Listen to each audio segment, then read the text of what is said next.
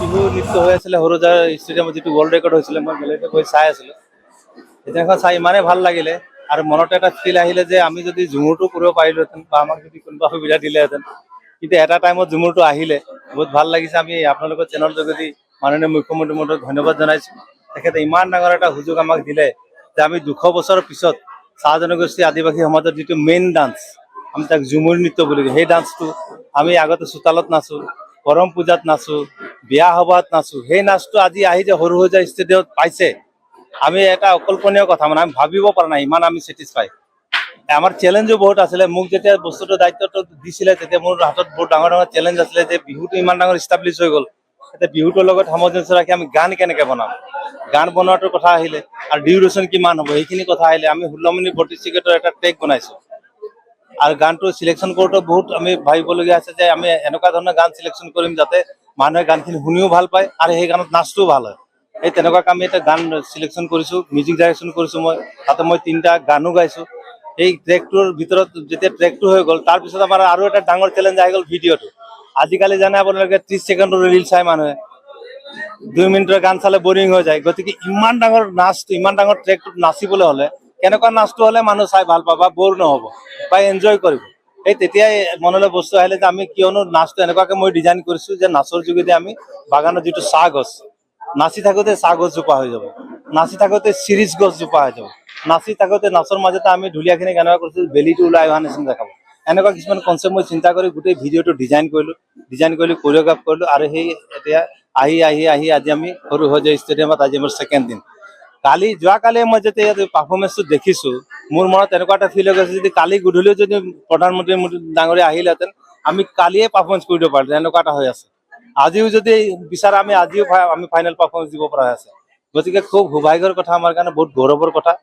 আৰু আমাৰ এতিয়াৰ পৰা যিহেতু এটা জাতিৰ মানে পৰিচয়টো হৈছে কলা কৃষ্টি আৰু ভাষা, এই ঝুমুৰটো যেতিয়া ইষ্টাব্লিছ হৈ যাব আমাৰ আদিবাসী চাহ জনগোষ্ঠীৰ ভাষাটো কমচে কম এতিয়াৰ পৰা 300-400 বছৰলৈকে আৰু মুচা নাযায়।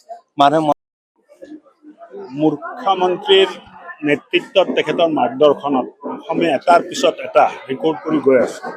অকল ঝুমৰে ৰেকৰ্ড নহ'ব, এইবাৰ এডভান্টেজ আছাম ছামিটত দেশ আৰু বিদেশৰ যিমান উদ্যোগপতি আহি আছে, যিমান ইনভেষ্টাৰ আহি আছে, এও এটা মানে অভিলেখ সৃষ্টি কৰিব। আৰু মই ভাবোঁ যে প্ৰগতিৰ পথত অসম, নিজৰ ভৰিত থিয় হ'ব খোজা অসম, তাৰ এটা প্ৰতিচ্ছবি 24, 25 আৰু 26 তাৰিখে অসমৰ জনগণে দেখিবলৈ পাব। সকলোৱে মৰ্যাদা পাইছে দাদা। ঝুমৰ অকল চাহ জনগোষ্ঠীৰ নৃত্যটো নহয়, ঝুমৰ আমাৰ সকলোৰে নৃত্য।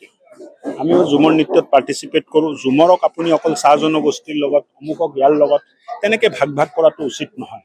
আমি সকলোৱে মিলি অসমক স্বাভিমানী, স্বাৱলম্বী আৰু নিজৰ ভৰিত থিয় অহা অসম বনাবৰ কাৰণে আমি সকলোৱে প্ৰচেষ্টা কৰিব লাগে।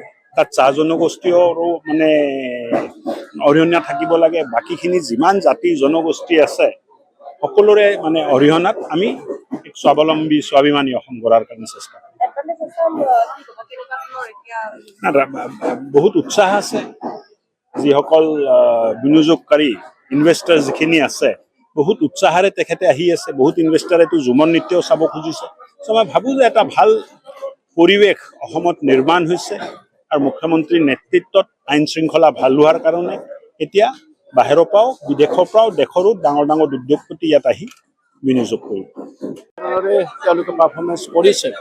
মই ভাবোঁ যে বিহু ইতিমধ্যে যিদৰে বিশ্ব জয় কৰিবৰ কাৰণে সক্ষম হৈছে, ঠিক একেদৰে আমাৰ এই ঝুমৰ নৃত্যও বিশ্ব জয় কৰিবৰ কাৰণে সক্ষম হ'ব। আমি তাকেই আশা কৰিছোঁ। আৰু আটাইতকৈ ডাঙৰ কথা হৈছে যে তাহানিতেই আমাৰ পূৰ্বপুৰুষসকল উৰিষ্যা, বিহাৰ, ঝাৰখণ্ড, ৰাঁচী ইত্যাদি ৰাজ্যৰ পৰা আহিছিলে আৰু তেওঁলোকে নিজৰ ধন সম্পত্তি, ঘৰ বাৰী সকলোবিলাকে তাতে এৰি থৈ আহিছিলে। আপোনাকৈ তেওঁলোকৰ গীত মাত, তেওঁলোকৰ বাদ্য, তেওঁলোকৰ সাজ পোছাক, নীতি নিয়ম এইখিনি লগে লগে আহিছিলে আৰু তাক আজি তেওঁলোকে অতদিনে অন্তৰ আত্মাত তেওঁলোকে ইয়াক সযতনাই থৈছিলে। কিন্তু এনেদৰে বহল এখন পৃথিৱীত প্ৰকাশ কৰাৰ কোনো সুযোগ পোৱা নাছিলে। মাননীয় মুখ্যমন্ত্ৰী ডাঙৰীয়াৰ নেতৃত্বতে এয়া সম্ভৱ হ'বলৈ গৈছে। গতিকে আজি বিশ্ববাসীয়ে চাব যে এখেতসকলৰ কেনেধৰণৰ গীত আছে, কেনেধৰণৰ নৃত্য আছে তো গতিকে ই আচলতে আদিবাসী চাহ জনগোষ্ঠী মানুহখিনিৰ বাবে এটা ডাঙৰ স্বীকৃতি বুলি ক'ব পাৰি, ডাঙৰ প্ৰাপ্তি বুলি ক'ব পাৰি। আৰু আটাইতকৈ ডাঙৰ কথা হৈছে যে অসমত বসবাস কৰা প্ৰত্যেকটো জাতি জনগোষ্ঠী প্ৰত্যেকখিনি মানুহৰে যি আমাৰ সাংস্কৃতিক ভঁৰাল আছে, এই ঝুমৰ নৃত্যই নিশ্চিতভাৱে এই সাংস্কৃতিক ভঁৰালখনকো অধিক শক্তিশালী কৰি তুলিব, অধিক চহকী কৰি তুলিব। আৰু এনেদৰে আচলতে বৃহৎ অসমীয়া সমাজখন শক্তিশালী হৈ উঠিব আৰু বিশ্ব দৰবাৰত অসমীয়া সমাজখন জিলিকি উঠিব।